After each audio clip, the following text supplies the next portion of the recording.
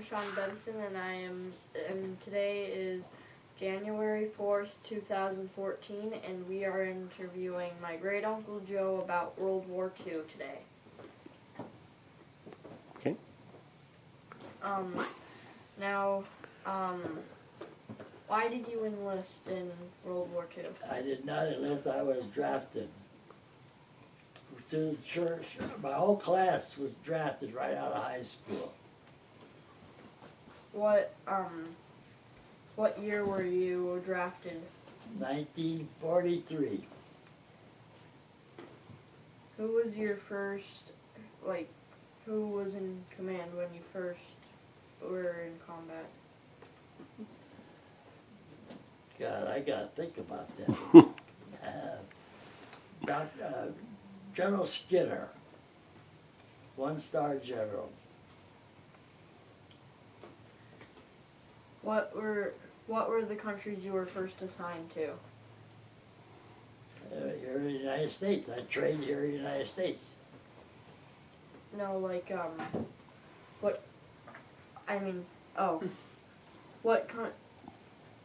were the countries, what countries did you fight in?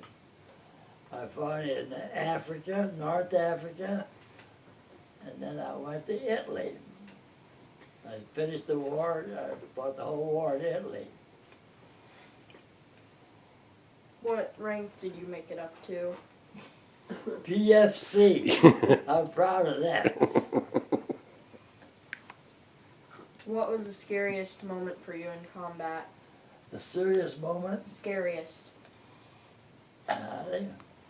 when Colonel Darby got killed. I was so close to him then. See? We both were scared.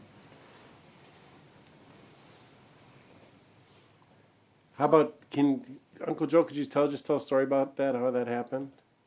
What? Could you just tell a story on how that happened that day? Well, we were assigned a special mission to clear Lake Garda. They left the assignment of Germans there.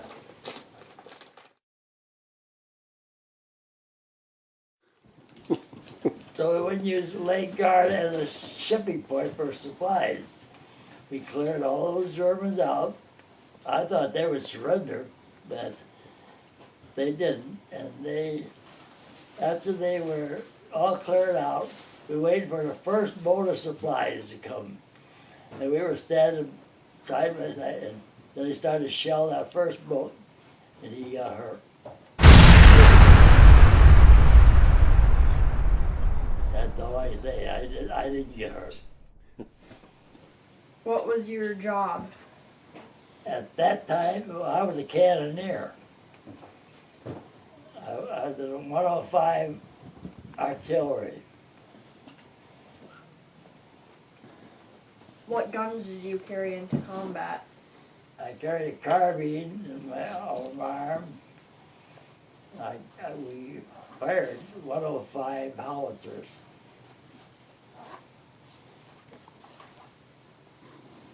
Did you ever see a Panzer in combat? A Panzer? Yeah, Panzer, German tank. No. I was not a hand-to-hand in combat. I was in artillery. That's what I was assigned, voluntarily assigned to Darby's Rangers. You were with Darby's Rangers in combat. In your opinion, was Darby a good leader when you were with him? Yes, he was. Very good. What were your last words to Darby before he died? I can't tell you that. He ran across the street to get us set in the hotel, and I drove in a ditch. But the General Skinner went to help him, so I didn't even go help him. I didn't think he was hurt that bad. Mm-hmm. Who did you become good friends with? We changed friends every few months. We assigned different assignments, and they were different. You were assigned, you worked two people together all the time. And you were assigned different people. Or they got sick, or there was cold, or always something happened that you lost your partner. What did you look forward to about going home? Oh God, that was the greatest. Thank God it was over with. I always was waiting, wondering when it was going to be over with. I thought I stayed there too long. If I ever got home, that was as far as I was going to go. I wasn't going to go to Japan. What year did you come home? 1946. What medals did you get? 2 Bronze Stars. They're the lowest heroic medals, and a Good Conduct Medal, and the Medal of where I served in the war. Uncle Joe, could you say a little more on how you got the Bronze Stars, the heroic ones? Like, what happened? I was with Colonel Darby when he got killed. We were on a secret Danish mission, but really the mission was over with when he got killed. We were standing aside watching the first supply boat come in. They started to shell for that first supply boat, and he went running across the street, and I he said he got hurt. And I said, well, that's what I said. And General Skinner was there, and Darby and I. Okay. General Skinner run over to General Darby. So I didn't. I just looked to see what happened. Mm-hmm. And then I found out it was Colonel Darby. And then we got the Bronze Star Medal for one. Okay. How'd you get the other Bronze Star? Well, I was just supplied, all supplied. I seen this American soldier shot up, all his arm all shot up, shivering and shaking. It was a shock. So the tunnels were blown up along Lake Garda there. So I could build a fire. The enemy couldn't see us. I built a fire to try to keep him warm. There was no medics. At that time, our troops were moving so fast, chasing the Germans home. And I just took care of him. There wasn't another kid. I don't know what happened to another kid. I never said, because we were all volunteers at that time, you know. And I think that's what I got the other one for. They didn't say what I got it for. Well, they did say, but I didn't pay attention. That's what I got the 2 for. It helped this person who was hurt until the guy could get a medic for him. And that's about it. Those are the 2 scariest things that were. That Lake Garda was the worst for me. Other times, we didn't move a lot in Italy. You know, we just stayed in one position and froze. The weather was bad. The weather was bad. Yeah, they dump you out 1 month at a time. Then you get 3 days off, go back out for another month, and live. Oh, you know, no fires, keep warm, no trucks, sit back for security. You just sit there and do the best you can and keep from freezing to death. So you were stationed more or less in the same area in Italy for a couple of years? Well, from the bottom all through the whole length of Italy. Oh, okay. The last part was, I was, Colonel Darby never had his own battalion. Whenever he went on a special mission, you're volunteering to go with Colonel Darby. And that's how I got with Colonel Darby. Otherwise, I was an artilleryman. Did you talk much with Darby before he was killed? Did you? No, I didn't know who he was Oh, okay. before he got killed. Okay. That's But interesting. after later on, I didn't know he got killed. I just thought he got hurt. Mhm. But the general went with him. No, ain't no sense me running over there. Right. He, It was a mortar shell that came in, right? 88. Oh, in '88. What is that? Artillery shell. Oh, okay. They wanted to destroy that first supply boat. So it was a shell from a boat? What? The '88, is that from a boat or what is No, that? it's way back. We didn't know where it come from. We thought it was a safe area, all right. German machine guns and mortars. Mhm. But then way back there somewhere, the 88 artillery was fired on that first boat. To try to hit that first boat. And it landed short and right amongst us. Wow. And he got struck down and run across the road. Mm. But none didn't know he was dead then, Mhm. until later. Now, when you use your howitzers, what were you mostly shooting at? Were you shooting at troops or were boats or? We don't know, they call fire. Oh, so you just aim and shoot. You're always behind the hill. It's a lob. Right. These shell lobs over the hill. Oh, okay. So they call in, and there's about about 60, 80 people or that. Okay. You got the kitchen behind you. You train several jobs on each gun. Mm-hmm. Takes 1, 2, 3, 4, 5, about 6 pieces per fire each gun. You had to be there in case the spotter up there called for firing. You had to jump up and start firing guns. Did you ever have incoming after you? You have it. They, yes, they shell us when they was, but So you had always stuff when you coming. say you run, the ground even goes up and down. Like you can't run. The ground Wow. swell over. If those shells explode, you can't run. You know, you do lay flat. Wow.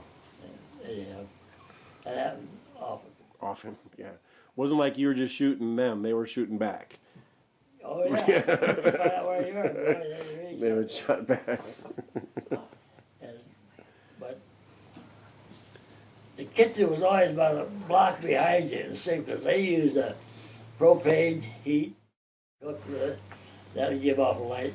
We were not allowed to use any kind of lights because it bed check Charlie. Now, Germans that had no Air Force, they had the little Piper Cubs come around looking for you, you know. So you no light. Even the guy set the mortar rounds, how to explode. He had a light on his helmet to see the mortar round without anybody above seeing him. Mm-hmm. He had a hard job too, you know. Oh, sure. The mortar round could explode up 30, 60 feet off the ground or into the ground or into a building. Or they were timer on the end.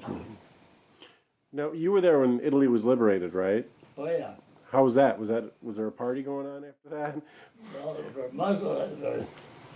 Mussolini, yeah, and his wife, they hung him upside down. Oh wow. And everybody. Did you see that or? No, a guy went right over and took pictures of it. I saw pictures of it. Wow.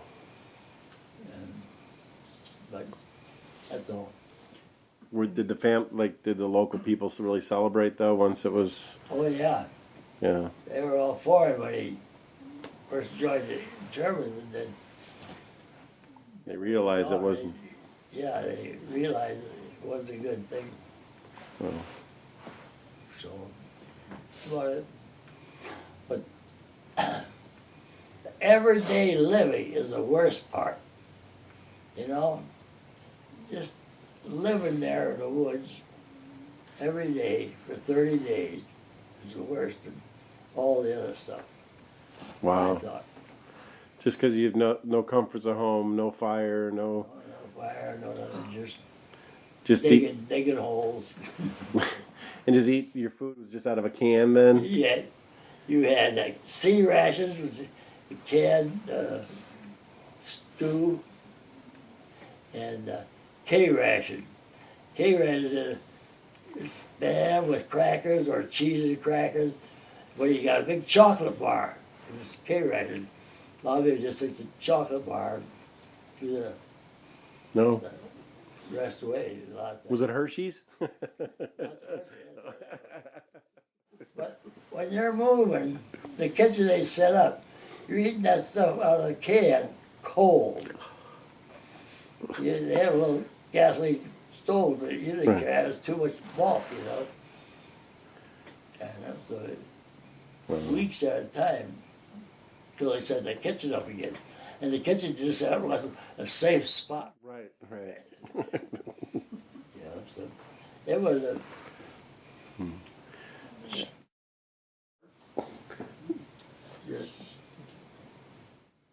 Did you get wounded in? from concussion. Oh, you did. Concussion. But I would not take the Purple Heart because they sent that to your parents. Of course, the parents would think right away, oh, he lost an arm or a leg or something. So you got a Purple Heart? No, I wouldn't take it. You wouldn't take it? No. Well, a concussion was not considered. It didn't draw blood. Right. You know. So how did that happen? What happened? Just the bomb exploded near you, or? Yeah, shell. Yeah. No bomb. Germans didn't have no airplanes at that time. Okay. There wasn't no helicopters at that time and a lot of stuff like that. But they would just shell, artillery shells. Hmm. But I had a hernia operation and sent me back to battle too quick because the concussion blew it open. Oh wow. And then they wouldn't let me go back to the hospital. Treat it yourself. Oh my God. My hands are so filled. Where am I going to walk? They gave me a pound of morphine to put on it. At the end of the war, I got to go to the hospital. It was open all that time. Oh my gosh. Wow. Maybe I'm telling too much stuff here. No. It's fine. Sean, do you have any last questions or anything? No, but thank you for your service and your time. We salute you. Well, even when I was with the Boy Scouts with John, I'd go with them, but not in the wintertime. I would not spend no time in the wintertime out there. Had enough of that when you were younger. Yeah. All right. Well, thank you, Uncle Joe. Thanks for telling us about your I stories. hope I didn't say too much here, No, it's, Oh, no. it's good. Thank you very much. Thanks. but Say goodbye. goodbye. Bye. Oh, say can you see by the dawn's early light what so proudly we hailed at the twilight?